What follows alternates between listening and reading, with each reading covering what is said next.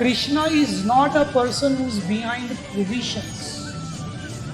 అది మనం అందరం జీవితంతో కష్టపడుతుంది దేనికోసం? పొజిషన్లు కావాలి, హోదాలు కావాలి.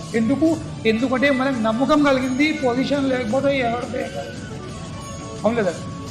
కాబట్టి పొజిషన్ల కోసము అందరూ ఎవరక్కల వాళ్ళు, నేను సర్పంచ్ కావాలా, నేను ఎంపీటీసీ కావాలా, నేను జెడ్పీటీసీ కావాలా, నేను ఎమ్మెల్యే కావాలా, నేను ఇది కావాలా, నేను చీఫ్ మినిస్టర్ కావాలా, నేను ప్రైమ్ మినిస్టర్ కావాలా. దేనికోసం? గుర్తింపుల కోసం అందరూ చెప్తున్నారు.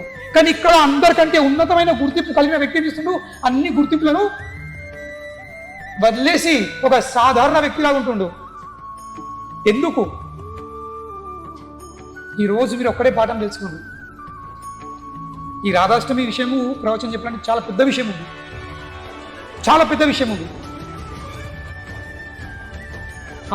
ఇంత డీపు ఎంత పెద్దగా ఉందంటే, మనము బద్ధ జీవులము, ఈ కామంలో మునిగిపోయిన మనం అందరము.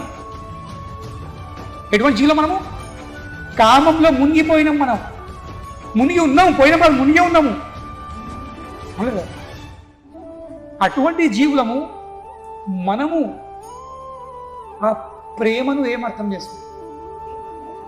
వాళ్ళు ఒక జతగా కళ్ళబడ్డి వాళ్ళు నాకు అనిపిస్తుంది, ఒక్క అబ్బాయి ఒక్క అమ్మాయి ఉన్నారు కనుకని ఈరోజు ఏమవుతుంది, మా టెంపుల్కి చాలా ఈ అమ్మాయిలు అబ్బాయిలు వస్తున్నారు. ఎందుకు? ఇక్కడ రాధాకృష్ణులు ప్రేమించుకుంటారు, మేము కూడా ప్రేమించుకుంటాం, ఇక్కడికి వచ్చాను. చెప్పుకోటి సంపద ఒక్కొక్కలం అటువంటి బాంబులు వస్తుందండి. పాత చెప్పులు పట్టి సంపద, కొత్తవి కాదు, అరిగిపోయిన తోలు చెప్పుకోరు. ఎందుకంటే ఆ మూర్ఖులకు బుద్ధి లేదు. వాళ్ళకి అనిపిస్తుంది ఇక్కడ ఒక అబ్బాయి ఉన్నాడు, ఒక అమ్మాయి ఉంది, వాళ్ళు ప్రేమించుకుంటారు, వాళ్ళు దే ఆర్ లవర్స్, మేము కూడా లవర్సే. ఒక అనుకొని ఈ టెంపుల్ ఫస్ట్ క్లాస్ టెంపుల్ ఉంది, లొకేషన్ మంచిగా ఉంది లేదా, గర్భగుడిలో కూడా ప్రేమికులు, మేము కూడా ప్రేమికులము. చెప్పులు దెబ్బలు పడతాయి. ఒకటి ఇచ్చిన ఒక రోజు ఆలోచించిన ఎంత జనాలు కామంలో మునిగిపోయిన ఎందుకంటున్నా. ఒకరోజు సాయంత్రం నీకు దర్శనం చేసుకుంటున్నా, నేను ఒక సత్సంగం వెళ్తున్నా, వెళ్ళకనే ముందు భగవంతుని పర్మిషన్ తీసుకుని నిలబడి ఇక్కడనే నేను మొక్కుతున్నా, జస్ట్ తిరిగినా. ఏమంటాడు, స్వామి ఫీలింగ్స్ వచ్చినాయి. నేను కుక్కనే నీకంటే. మనిషి పుట్టినప్పుడు ఫీలింగ్స్ వచ్చినప్పుడు నియంత్రించుకునేవాడు మనసు. కుక్క కూడా ఆలోచిస్తుంది ఇక్కడ జనాలు ఉన్నదని, అదన్నీ ఒక గుంపులోకి వెళ్ళిపోతుంది. సో కనుకనే మన అందరి పరిస్థితి అటువంటి కామంలో మునిగిపోయిన వాళ్ళు ఉన్నారు.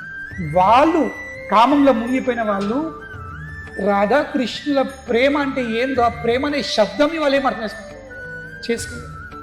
ఆ ప్రేమ అనే శబ్దం ఏందో అది తెలుసుకుంటే మనము ఆ రాధారాణి అంటే ఎవరో ఆమెను తెలుసుకోవచ్చు. అప్పుడు ఆమె మనము పుట్టినరోజు జరుపుకోవచ్చు, అవునులే, జన్మాష్టమి పండుగ జరుపుకోవచ్చు. ఇవన్నీ ఉదాహరణలు ఎందుకు నేను బృందావన్ది, బ్రహ్మదేవుడి, ఇవన్నీ మధుమంగల్ది, మజ్జిగ రావడం